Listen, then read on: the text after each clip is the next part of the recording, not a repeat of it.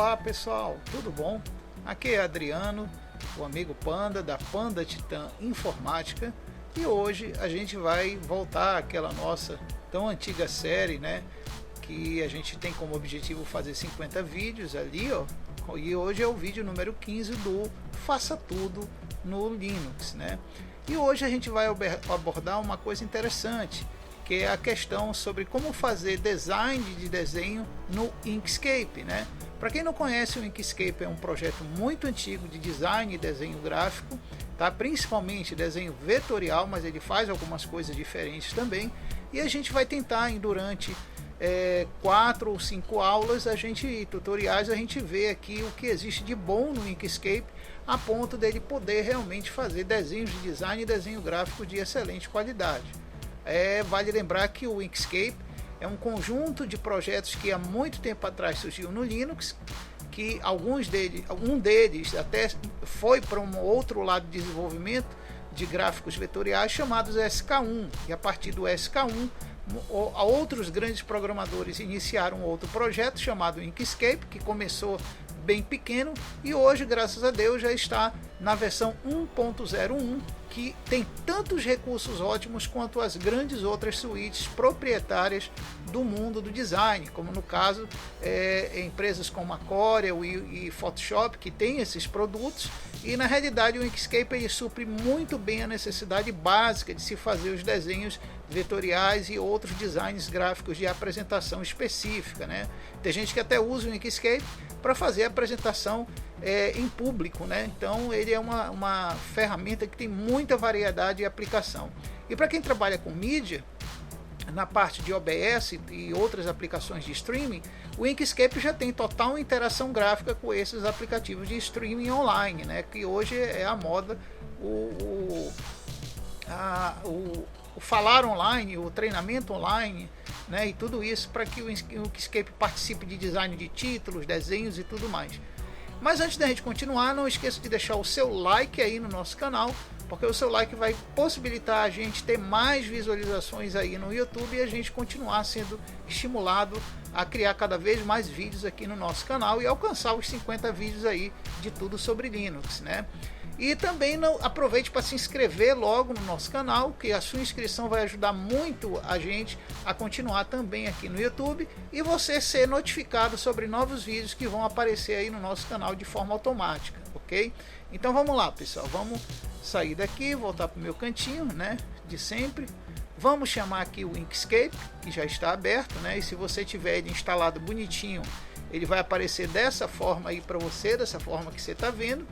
E eu hoje estou utilizando aqui um tema mais claro, né? Um tema mais branco para facilitar a identificação das ferramentas. Bom, de início, a gente tem que entender que nesse primeiro tutorial a gente não vai tentar ensinar tudo que existe de Inkscape, né? Mas pelo menos a gente vai mostrar algumas das coisas configurativas em relação às ferramentas dele e como elas podem ser utilizadas a nível básico, tá? E de antemão vamos começar logo com a configuração visual aqui, ó, de todo o ambiente do Inkscape, tá? Se você quiser configurar melhor esse visual dele, você pode vir aqui em editar, onde eu estou aqui com o mouse. Deixa eu ver se o mouse está respondendo piscante. Vamos lá então. Então aqui a gente tem arquivo, que são os comandos, né, do Inkscape, que a gente vai ver depois. Mas o que mais nos interessa, principalmente como eu falei ainda há pouco do ambiente, é essa questão aqui de preferências aqui de baixo, tá? Então em preferências, você entrando aqui, ele vai abrir um menu, que eu vou até jogar meu rostinho aqui para o lado para não atrapalhar. E nesse menu você já tem, se for a versão atual do Inkscape, você vai ter esse menu aí, idêntico a esse. E aí o que você vai fazer? Você vai aqui escolher o tema que você vai usar em relação ao visual do plano de fundo do seu Inkscape, certo? Eu estou usando aqui o Traditional OK, que é padrão já do Mate, que é o ambiente que eu estou usando, mas você pode usar aqui vários outros padrões de background de fundo, né? Por exemplo, eu quero que ele seja escuro, então vamos escolher aqui o Adayat Dark. Você vê, ó, que ele já mudou aqui o ambiente todinho para escuro, né? Mas tem gente que não gosta, então vamos experimentar outros. Tem o Black Mate, que já é de uma tonalidade mais clara, então a gente pode usar aí, né? Tem o Blue Menta, que já é um tom mais claro acinzentado. e assim vai, né? Tem vários outros temas aqui, ó. Você vê que até os ícones mudam conforme o tema, né? Você pode ver aí, ó. Mas isso você pode escolher independentemente depois, como eu vou mostrar, né? Então vamos escolher aqui, por exemplo, o alto contraste, né, que é visualmente os ícones ficam melhor para pessoas que têm dificuldade de enxergar. Tem o Numix, que é um acinzentado com ícones meio avermelhados, como você pode ver aqui desse lado, ó, tá? Mas nós vamos usar o Traditional Key, tá bom? Que é o que estava antes, com os ícones bem escuros aqui. Bom, outra coisa que eu posso fazer é mudar o tema de ícone, tá? Então, por exemplo, esses ícones que estão quase todos escuros podem até me atrapalhar um pouco, mas o que é que eu vou fazer? Eu vou escolher aqui o High Color, que é o padrão de ícones que vem com ele, que esse é o padrão de cores de ícones. Mas eu posso escolher também Multicolor, que é o que eu estava usando, o Tango, que já é outro padrão de ícones, também muito utilizado no Inkscape, né? Mas eu vou usar o High Color, que é o padrão que ele já utiliza de praxe, né? Bom, eu posso também mudar aqui cores dos ícones, onde eu estou mexendo o mouse, né? E eu posso definir o tamanho. Eu tenho problema de visão aqui, né? É preferível colocar uns ícones maiores. Então, todas as três caixas aqui eu vou mudar para pequeno, né? Veja que ele não muda de imediato. Por quê? Porque você tem que fechar a janela, fechar o Inkscape, né? E vamos chamar ele aqui de novo, o Inkscape de novo. E ao chamá-lo, a gente vai ver que ele já vem com os ícones maiores, ó. Você vê que os ícones aqui da borda, ó, da borda de cima, da borda lateral, já estão maiores, né? Então, porque a gente fez aquela mudança ainda agora lá em editar preferências. Bom, o que nós vamos fazer agora? Nós vamos começar a aprender inicialmente quais são essas ferramentas aqui do lado, onde eu estou passando o mouse aqui, ó. Essas ferramentas são importantes porque são as ferramentas básicas. Vamos aprender a fazer algumas coisas básicas aqui. Mas antes que alguém me pergunte, vem a pergunta: professor, como é que eu mudo a página de orientação, ou o tamanho da página, ou coisas específicas da página? A gente sempre vem aqui em arquivo, né, propriedades do desenho. Aqui é que você vai ter várias coisas que você pode aqui, ó, modificar em relação ao tamanho da página. Se você quer retrato ou paisagem, nós vamos trabalhar aqui com paisagem inicialmente.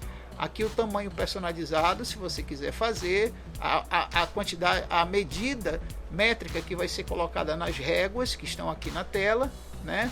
O plano de fundo, se você quiser usar, se quiser mostrar as bordas da página ou não, e algumas outras coisas sobre guias, grades que você pode usar, e o autoalinhamento. Isso aqui é importante a gente ver depois, que a gente vai já ver, porque isso aqui pode ajudar ou atrapalhar o alinhamento entre elementos do desenho, tá? Então vamos lá, fechar aqui. Já coloquei ela aqui, como você pode ver na guia de página, né? Já coloquei aqui como paisagem. Então vamos lá continuar aqui trabalhando ela, como você pode ver, paisagem. Bom, a ferramenta, uma das mais importantes ferramentas é a ferramenta de zoom, de visualização, né? Normalmente a gente faz da seguinte forma: se você tiver um atalho, quiser uma forma mais rápida de fazer zoom, você pode, se quiser, usar a tecla Ctrl e ele faz o zoom a partir do ponto que você está com o mouse, e você rolando o scroll do mouse, que é aquele bilotinho que fica bem no meio do mouse, que é esse aqui, ó, né? Que é esse bem aqui do meio, ó. Você rolando ele, você consegue fazer o zoom a partir da posição onde você está com o cursor, né? Lembrando que se você não segurar a tecla Ctrl, você apenas rola para cima ou para baixo, e com a tecla Shift você rola com o scroll do mouse para os lados. Então, sem o Shift eu rolo para cima e para baixo, com o Shift eu rolo para os lados, e com o Ctrl eu faço a ampliação do ponto que eu quiser, certo? Do ponto que eu quiser. Bom, eu posso fazer isso a título de ferramenta aqui do lado? Posso sim, ó. Eu tenho aqui a ferramenta de lupa. Vamos ver se ela está aparecendo aqui. Não está. Quando acontece dela não aparecer, é porque ela deve ter sido recolocada aqui embaixo nessa setinha, ó, que você pode ver com o mouse onde eu estou circulando. E ela está aqui, ó, como ampliação. A partir do momento que eu uso a lupa, você vê que eu já tenho uma lupa ali, ó, que está com sinal de mais, não sei se dá para vocês verem, né? E se eu segurar Shift, ela fica com sinal de menos. Então é como se fosse um clique funcionando igual como era o scroll do mouse, que eu expliquei ainda há pouco. Com o Shift vai diminuindo, e sem o Shift ele vai aumentando, né? Mas não importando isso daí, aqui em cima, como você pode ver, a partir do momento que eu escolhi a lupa, ele já me dá alguns graus de ampliação aqui específicos. Aqui, por exemplo, eu posso ampliar mais, aqui eu posso diminuir, aqui eu posso colocar no padrão 1:1, que é o tamanho real da página, né? Se eu tiver um elemento desenhado, vou desenhar um elemento aqui, colocar aqui a cor preta nele, certo? Vamos tentar desenhar outro aqui. E se eu tiver vários elementos desenhados, aqui na lupa mesmo de baixo, eu vou ter aqui, ó, 1:2, que é o tamanho da página afastada. Eu vou ter 2:1, que é o tamanho 2 vezes ampliado do tamanho real. Aqui nessa lupa eu vou ter a página, né, ou o elemento selecionado da página. E aqui eu vou ter a página inteira, certo? Aqui eu posso ter, por exemplo, a visualização da largura da página. Veja que está de um lado a outra a largura, né? Aqui eu posso ver, centralizar a janela da forma que eu quiser, aqui em relação à lupa, né? E enfim, eu posso usar vários recursos desses aqui de cima, de várias lupas, para mim fazer o zoom da forma que eu quiser. Mas eu aconselho você usar o mouse, ou com a tecla Ctrl para ampliar, ou com a tecla Shift para andar para cima e para baixo, tá? Então vamos lá, eu vou colocar aqui na página inteira para me ter uma visão melhor, né? E vamos começar a entender agora a questão de algumas dessas ferramentas que tem aqui do lado, né? Já que a gente aprendeu a movimentar a página e fazer o zoom. Eu vou remover aqui esses que eu já criei, tá? E vamos lembrar o seguinte, que a ferramenta seta, que é esta ferramenta aqui do lado, sempre eu tenho que utilizá-la para marcar elementos para transformação ou movimento ou seleção de grupos de desenho. Então eu vou usar para seleção, movimento, transformação ou apenas para marcar elementos do desenho, né? Até porque vai ter vários comandos aqui de cima que para eles funcionarem eu vou ter que primeiro usar a seta para fazer a seleção desses desenhos. Então vamos lá. Se eu já tiver um desenho feito, como eu vou fazer o quadro aqui, ó, um quadrado, eu veja que ele não tem as marcações de transformação, que são aqueles vários quadrinhos ou setas que aparecem ao redor. Isso eu vou ter somente quando eu vim para cá, ó, para a seta. Aí é que eu vou ter isso daí. E a partir do momento que eu tenho isso, eu posso transformar esticando o desenho, né? Eu posso fazer um movimento de esticar pelos cantos, certo? Lembrando que para manter a proporção, manter a escala, não ficar ou muito esticado para o lado ou muito esticado para cima, eu aconselho você segurar a tecla Ctrl na hora de for fazer a diagonal ou qualquer outro tipo de transformação de tamanho, ó. Ele sempre mantém a perspectiva de tamanho, a escala de tamanho, escala linear de tamanho, entendeu? Sem alterar. Veja que sem o Ctrl eu corro o risco de mudar a escala linear do desenho. Já com o Ctrl não, ó, eu mantenho o desenho na escala correta, tá? Outra coisa que você pode fazer com a ferramenta da seta é a transformação de rotação. A partir do momento que eu dou mais um clique no desenho, você observa que aparecem algumas setas de rotação no desenho, né? Então nesse caso, se eu der um clique ou não, eu alterno entre transformação de tamanho e entre transformação de rotação.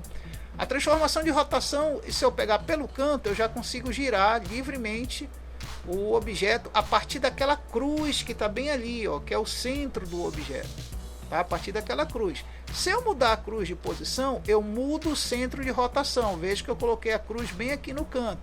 Então quando eu rotacionar, ó, ele vai rotacionar em relação à cruz que eu coloquei ali, ó, em relação a ela, tá? Isso é muito bom para a questão de organização geométrica de posição de ângulo, tá? Então eu vou botar aqui no meio de volta.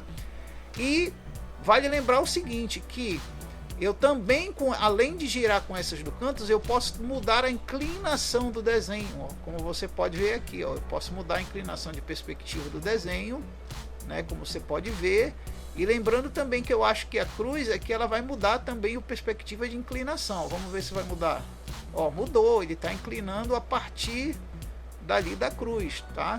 Então veja que ela vai ter influência também no movimento de transformação do desenho. Então você já viu que a ferramenta da seta ela é muito útil para essas questões. Outra utilidade dela é a seleção de elementos. Por exemplo, se eu desenhar aqui um outro retângulo pertinho, Eu vou mudar até a cor dele clicando aqui embaixo. A gente vai ter um verde, um preto. E a gente vê que se eu usar a setinha e clicar em um por um deles, eu só consigo marcar um. Mas existem vários métodos de você marcar ou selecionar mais de um objeto de desenho. Tá? É como ele trata. Lá embaixo, por exemplo, ele diz que eu tenho marcando só um objeto. Mas se eu pegar a seta, a ferramenta da seta, e fizer um retângulo ao redor, veja bem, fazendo um retângulo ao redor, selecionando por inteiro. Veja que o verde eu não estou selecionando por inteiro. Então, nesse caso, quando eu soltar, ele só vai selecionar o preto, porque eu não selecionei o verde por inteiro. Então, nesse caso, se eu selecionar tudo, ou envolvendo todo o corpo do objeto de desenho, aí ele seleciona ambos como se fossem um só. Tanto que ele avisa aqui embaixo, onde eu estou passando o mouse, 2 objetos de desenho. Então, ele já avisa quantos objetos você marcou. Certo? E aí vale a mesma ressalva. Eu posso dimensionar ambos, já que estão ambos marcados, né? Eu posso rotacionar ambos. Vale lembrar que na hora de eu rotacionar, se eu segurar o Ctrl, eu não segurar o Ctrl, a rotação é livre, grau a grau, a meio grau, a coisas mais ínfimas precisas de graus. Mas se eu segurar o Ctrl, ele vai fazer de 10 em 10 graus, tá? Ou de 5 em 5 graus, vai depender da precisão que está ajustada numa tela que a gente vai ver depois, tá bom? Beleza, então já sei que com a seta eu consigo selecionar vários, mas eu não preciso necessariamente fazer isso para selecionar. Se eu quiser, eu posso segurar a tecla Shift ou Ctrl e marcar um a um. Eu marquei esse primeiro, vou segurar Shift e marcar o segundo. A mesma coisa eu posso fazer talvez com a tecla Ctrl. Vamos ver se funciona. Eu marquei um e com Ctrl eu marco outro. Não, o Ctrl eu não consigo. Ó. Eu consigo alternar, mas para marcar junto eu consigo com Shift. Ó. Então o Ctrl não vai me ajudar nisso, mas o Shift, eu clicando elemento por elemento, eu consigo alternar. Por exemplo, para você entender melhor, eu vou desenhar aqui um círculo. Certo? Bom, se eu fizer dessa forma e eu for tentar usar o arrastar da seta para selecionar somente os retângulos, eu não vou conseguir. Eu vou acabar selecionando também a circunferência aqui amarela. Então, ó, eu não consigo. Eu quero marcar os 2 retângulos, mas não tem jeito. Ele até avisa aqui embaixo, ó, 3 objetos marcados. Então, como eu faria? Nesse caso, a única solução seria realmente usar o Shift. Eu clico aqui e clico aqui e eu tenho aqui, ó, somente 2 objetos marcados, porque eu cliquei em cada um com shifts e a bola amarela não faz parte da seleção, tá? Então isso aí ajuda muito a seta nessas questões aí, ok? Bom, então vamos partir primeiro para alguns desenhos específicos. A gente não vai seguir aquela sequência que está lá, porque tem ferramentas mais complexas que a gente vai ver na segunda aula. Mas eu vou ensinar logo as mais fáceis e as mais úteis de se utilizar, tá? Então vamos começar aqui por essa ferramenta que é o retângulo aqui, que eu estou marcando ele, né? O retângulo, quando você abre, você faz o dimensionamento dele arrastando o mouse e segurando o botão da forma que quiser, mas vale algumas dicas aqui. Primeiro que se eu segurar Ctrl, eu faço o retângulo quadrado. Eu faço um quadrado, né? Já não é um retângulo, é um quadrado perfeito de 4 lados iguais, tá? Se eu segurar Shift, eu faço um retângulo, mas a partir do ponto que eu iniciei como centro. Deixa eu dar um exemplo. Vamos supor que o centro vai ser aqui no meio, onde eu estou com o mouse. Se eu segurar o Shift, ele vai começar a fazer o retângulo dali, ó, do centro, tá? Do centro, não importa. Agora, se eu segurar o Shift e o Ctrl, ele vai fazer o quadrado perfeito a partir daquele centro, ó. O quadrado perfeito a partir daquele centro, segurando o Shift e o Ctrl, tá? Muito bem. Veja que uma vez que eu soltei o quadrado, ele ainda não foi marcado com a seta. Se eu quiser marcá-lo, eu tenho que retornar com a seta. Aí eu consigo marcá-lo. Eu vou aumentar um pouquinho, vou fazer um outro retângulo. Só que dessa vez eu vou fazer ele azul, azul claro. E eu vou fazer novamente um retângulo aqui. Um retângulo não, um quadrado, né? E eu percebo uma coisa, que antes de eu voltar para a seta, esse quadrado aqui ele já está com algumas coisas diferentes marcadas. Isso daí, geralmente, quando vem num desenho ou numa figura geométrica que você está trabalhando, nós chamamos isso daí de elementos modificadores de forma. Então, eles vão mudar a forma do desenho geométrico do que você está fazendo. Por exemplo, se eu vim para cá e mexer nesse aqui, vamos ver o que é que ele vai mudar. Ele mudou o contorno, o contorno das pontas, né? Vamos ver se eu mexer nesse aqui, o que é que vai mudar. Ele está mudando a escala, certo? Vamos ver nesse de baixo aqui, o que é que ele vai mudar. Também está mudando a escala, tá? E vamos ver nesse outro aqui, esse outro aqui ele está mudando também a forma. Vamos ver se esse aqui vai mudar a escala. Um muda da ponta e outro muda das arestas laterais, como você pode ver aqui, Então esse aqui está mexendo em duas arestas laterais e aquele lá de cima mexe exatamente nas pontas, Então eu posso já mudar a forma diretamente do retângulo aqui, antes de eu ir para a seta. Se eu for para a seta, ele já marca para fazer as transformações de escala ou as transformações de rotação, tá? Lembrando que se você fizer alguma coisa errada aqui, basta dar Ctrl Z, que ele desfaz e ele acumula, aí se eu não me engano, até 50 modificações que você fizer para desfazer no Ctrl Z, tá? O Ctrl Z é que vai fazer o desfazer aí. Bom, então deu para entender que ao momento que você faz o retângulo, só recapitulando, né? Olha, ele já veio conservando as modificações que eu fiz, né? Você já tem os modificadores diretos, que se você mexer nele, você já consegue modificar diretamente a tua figura geométrica antes mesmo de você ir para a seta, né? A gente tem aqui esse X que é interessante, que ele serve para mover, né? Esse X aqui do centro ele vai servir para mover o desenho até antes de você vir para a seta aqui. Se bem que a seta já move também o desenho, tá bom? Bom, então entendido aí sobre o retângulo, a criação dele. Lembrando que você pode escolher a cor depois de desenhado, mudar a cor, né? E lembrando, se você escolher a cor antes, né, de desenhar, por exemplo, eu vou clicar aqui no amarelo, vou clicar no amarelo, e eu desenhar o retângulo, ele já sai com a cor que eu escolhi antes, ok? Com a cor que eu escolhi antes, tá aí, Só que o interessante é que se eu não tiver nada no desenho, ele me mostra bem aqui embaixo, preenchimento NA, contorno NA. Então significa que eu posso definir a cor de preenchimento e posso definir a cor de contorno. Então vamos ver o exemplo aqui. Eu vou definir o azul, vou desenhar aqui quadrado azul, e eu posso definir a cor de contorno. Como? Com o botão direito do mouse. Lembrando que o botão esquerdo aqui, aliás, o botão esquerdo, que é esse que eu uso o dedinho aqui, vai definir a cor de preenchimento, e esse aqui vai definir a cor de contorno, tá? E como é que eu escolho isso? Eu escolho aqui com o botão direito na cor que eu quiser. Por exemplo, eu vou clicar aqui no amarelo e eu escolho aqui, cor de contorno. Isso eu estou escolhendo com o botão direito para aparecer esse menu. Então a gente não consegue ver aqui o amarelo, mas ele está saliente sim. Tanto que se eu ampliar aqui, eu consigo ver o contorno amarelo, né? Se eu ampliar. Se eu desampliar, eu já não consigo ver o contorno amarelo, tá? É claro que com bons olhos você vê que tem um contornozinho que dá até para engrossar depois desse contorno. Vamos trocar aqui para o verde clarinho, aplicar o contorno. Veja que eu estou usando o botão direito do mouse. E se eu for aqui agora, eu consigo ver que está aqui o contorno verdinho no desenho. Então, lembrando, o botão esquerdo vai escolher a cor interna, como eu estou escolhendo aqui, tá?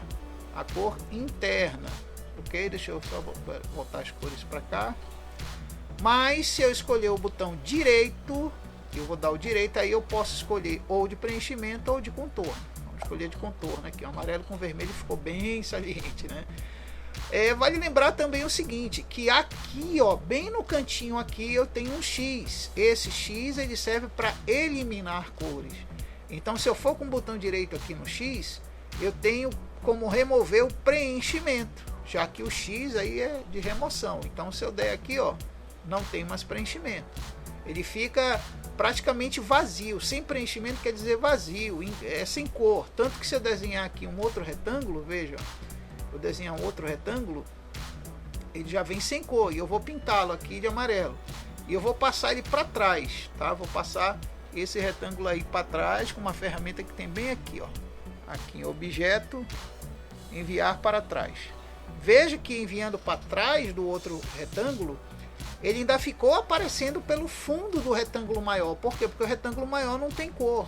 Então, se eu marcar ele aqui e definir uma cor, aí sim ele não é mais sem cor. Então, o X serve para isso. Por exemplo, se eu vou aqui no amarelo e definir no X que a cor de preenchimento é X, então ele tira a cor do amarelo.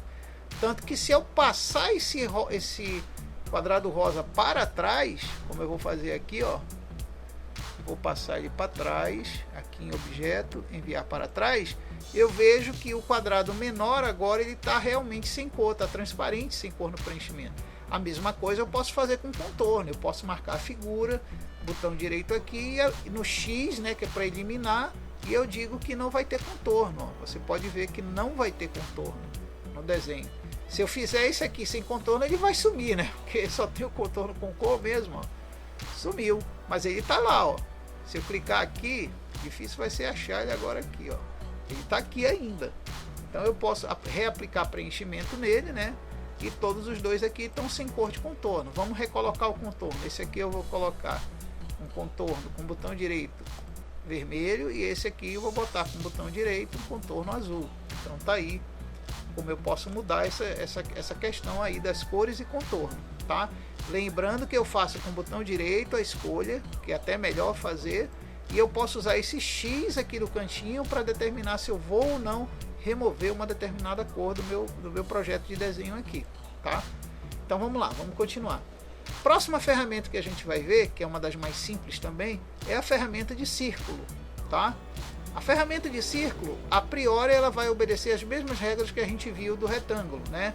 Com Ctrl ele vai fazer perfeito o círculo, certo? Com Shift ele vai fazer a partir do centro do meio, que você escolheu ali, que você começou a clicar, né? Com Ctrl Shift ele faz no meio e perfeito, ó, a partir do meio lá e perfeito, tá? Desde que você movimente o mouse perfeitamente. E uma vez que você solta, já está lá prontinha com a última cor de borda e preenchimento que você escolheu, né? Deixa eu só mudar a cor de preenchimento aqui, vai ficar bonitinho.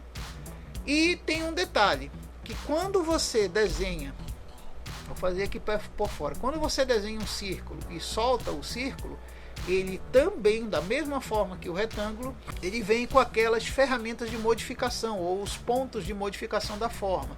Então vamos ver, esse do lado aqui, ó, se eu arrastar por fora, ele me fatia a pizza com preenchimento. Se eu arrastar por dentro, ele faz a fatia inversa do local por dentro, ó, tá?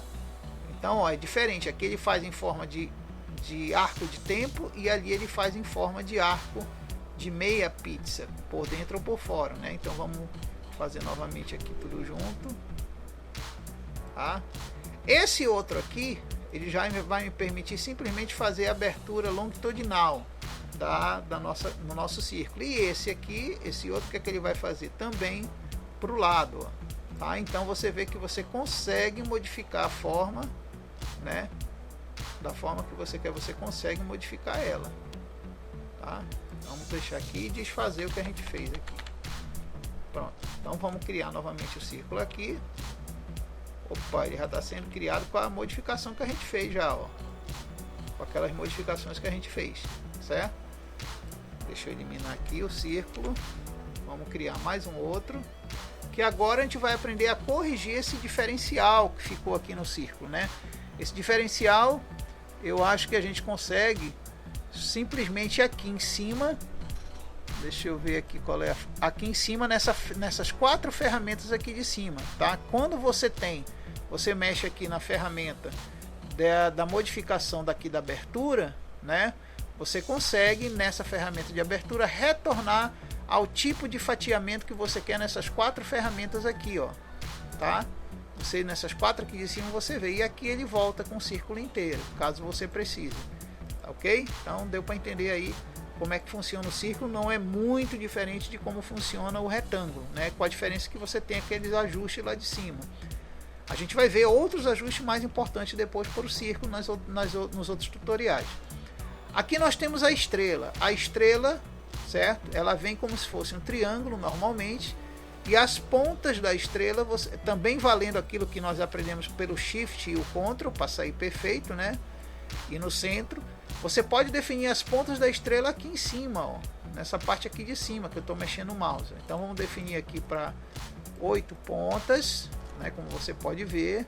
Eu posso também definir em forma de hexágonos ou de equiláteros de lados específicos, né? Como você pode ver aqui, ó, aqui eu tenho um quadrado, mas eu posso aumentar a quantidade de lados dele aqui, ó, tá? Ou voltar para a questão de estrela, tá? Aqui eu tenho já alguns modificadores. Vamos ver se eu tenho alguns modificadores aqui na hora de criar a estrela. Deixa eu deletar ela.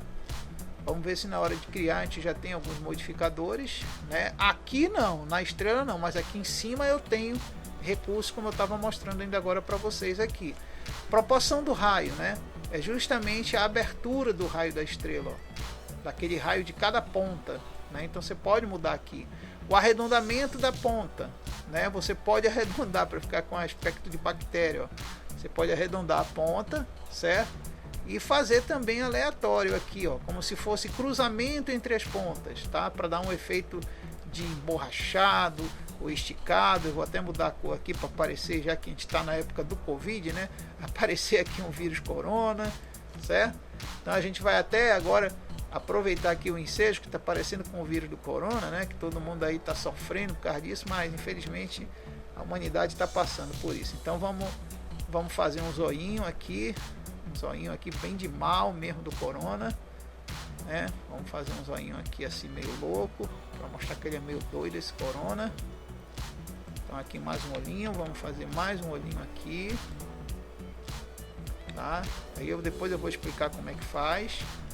Vamos fazer agora aqui mais uma bolinha aqui dentro para simbolizar a parte escura do olho, né? Vamos fazer preto aqui. Aqui vamos fazer ele mais doidão aqui na parte de cima, né? Então aqui o nosso corona está muito doido, ó, como você pode ver nos olhos dele aí, tá muito doido. E a gente vai fazer uma coisinha de mal aqui, que é justamente umas linhas, ó. Aí a gente vai para a ferramenta da linha livre, né? Que é essa ferramenta aqui de linha, ó. Certo? Então deixa eu voltar para cá.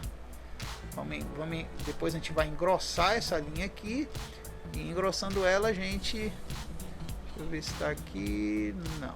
Então vamos engrossar aqui um pouquinho. Depois eu vou dizer para vocês como a gente fazer isso aqui, tá? Muito. Então vou colocar 3. Aqui o nosso vírus corona feio aqui. Vamos fazer aqui uma boca muito doida para ele, certo? Então vamos lá, mesma coisa, fazer 2. Então tá aqui o nosso vírus corona aí, certo? Bom, isso é só um exemplo para mostrar como dá para você fazer uns desenhos uns estereotipos de desenho engraçados, né? Então vimos aí o retângulo, a circunferência, o desenho de pontas, que é o da estrela. Bom, outra ferramenta que a gente vai ver aqui, depois da de ponta, a gente vai deixar para ver essa ferramenta da caixa 3D depois, tá? Que ela é um pouco mais complexa de se utilizar. As coisas mais complexas a gente vai ver já nos próximos tutoriais, para não perder tanto tempo vendo recursos e perder 5, 10, 15 minutos à toa por causa daquele recurso. Então vamos deixar para ver nos próximos tutoriais. Aqui nós temos o aspiral. O aspiral é interessante, ó, você consegue fazer aspirais, tá? Você talvez não consiga dar cor de preenchimento, porque não fica muito legal a espiral com ele, tá? Em preenchimento de cor. É bom lembrar também que ao momento que você faz a espiral, tá? Você talvez já tenha aqui os indicadores de transformação da imagem, ó. Como você pode ver aqui, o caminho da espiral você pode diminuir, né? E aqui eu posso fazer o que? Também diminuir o caminho central da espiral. Então eu posso fazer isso aí já com os modificadores direto na espiral.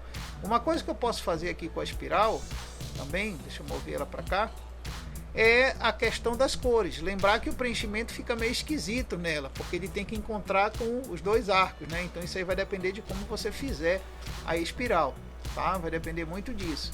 Lembrando que você também pode mudar o contorno, tá? Escolhendo a cor de contorno da espiral. Outra ferramenta que também é bastante útil é essa ferramenta da caneta de Bezier, né? A caneta de Bezier, ela além de permitir que você faça linhas sequenciadas, ela permite que você entorte as linhas para fazer curvas específicas em desenhos, né? Então vamos ver um exemplo aqui, ó. Eu vou pegar um exemplo aqui, vou fazer uma linha daqui até aqui. A partir do momento que eu cliquei no final da linha e eu continuar, ele continua a linha, tá? Ele continua e assim vai, ó. Agora, a partir do momento que eu terminar, que eu posso dar 2 cliques aqui para terminar, eu não tenho as curvas de Bezier ainda, porque eu não fiz elas enquanto desenhava, mas eu posso fazer enquanto eu desenho. Vamos refazer então aqui, vamos deletar, vamos para as curvas de Bezier e veja um exemplo aqui, ó. Eu vou fazer até aqui e aqui eu já vou fazendo já o contorno da curva, ó. Você vê que eu já faço aqui o contorno da curva de Bezier, ó. Tá vendo? E desse ponto em diante eu já tenho uma outra linha curvada. E aí, se eu segurar o botão do mouse, eu já posso fazer o curvamento dessa outra linha também. E a partir dali já vai curvando de novo. E eu segurando novamente o mouse, eu já consigo ajustar essa curva. E dali ele já vai fazendo outra curva de novo. E se eu segurar o mouse, eu já vou alinhando o posicionamento da curva. Até dar 2 cliques e ele encerra todo o desenho do Bezier. Então vamos lá fazer novamente, tá? Vamos lá, só para a gente entender aí. Eu vou pegar aqui o lápis de Bezier, vou fazer uma reta daqui para cá e quando eu segurar o botão do mouse eu já posso curvar da forma que eu quiser aqui, ó. E aí conforme eu vou andando ele já vai fazendo outra curva, ó. Aí daqui eu vou andando, vou fazer uma reta e já vou curvar novamente essa reta aqui, ó. Já vou fazer uma outra curva e aqui ele já vai me curvando também adiante, entendeu? E aí vai embora. E aí vai embora. Quando eu der 2 cliques, ele termina de fazer a curva de Bezier. Então, isso vai ser muito útil para você fazer aqueles desenhos que tem vários contornos e várias curvas para você adaptar o desenho para isso, né?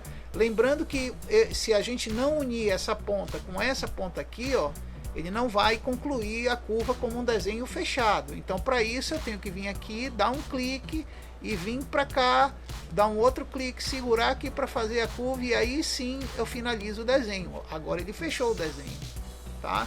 E aí eu posso, como o desenho está fechado, eu posso agora dar qualquer cor que eu quiser para o desenho, mas por enquanto eu vou tirar aqui o preenchimento, tá? Vamos fazer de novo então, ok? Vamos lá para a curva de Bezier, eu vou fazer uma reta daqui para cá e já começo aqui a desenhar a curva de Bezier, ó, como você pode ver, né? Aí ele já me faz a próxima curva aqui, ó, certo? E eu também já vou agora segurar para fazer o próximo layout da curva. Quando eu vim aqui, ele já vai me fazer uma determinada curva, né? E daqui em diante eu dou mais um clique para unir para cá, eu já vou fazer também a curva final do meu desenho aqui, ó. Tá? Como eu fechei o desenho, ele já termina, porque eu comecei numa ponta e terminei na mesma ponta, tá? Então a curva de Bezier ela vai servir para esse tipo de desenho que você fizer. Claro que depois você ainda pode modificar isso aí, mas vamos deixar para ver esses detalhes no desenho mais complexo que a gente fizer no próximo tutorial, tá? Bom, outra coisa que eu posso utilizar aqui é a ferramenta de lápis, que é a mão livre. A ferramenta de lápis ela vai servir para me fazer desenhos estereótipos de curvas e riscados, ou eu posso fazer linhas retas, tá? Seguidas, unidas ou não unidas. Então, como que funciona? Funciona da seguinte forma: eu uso o lápis, dou um clique e ele já me faz uma linha. Lembrando que se eu quiser linhas retas, isso vale tanto para a curva de Bezier quanto para a ferramenta do lápis.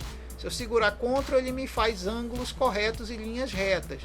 Tá? Se eu segurar o Shift na hora de desenhar, ele não me faz nada, mas o Ctrl ele permite eu conseguir fazer coisas mais retas para um lado e para o outro. Então vamos tentar fazer o seguinte aqui. Aqui eu vou segurar o Ctrl para fazer reto até aqui, né? Aí eu clico aqui, ele termina a linha, mas se eu não mexer o mouse, veja bem, se eu não mexer o mouse e deixar ele ali onde é que ele está, eu dou mais um clique e ele já vai fazer a união.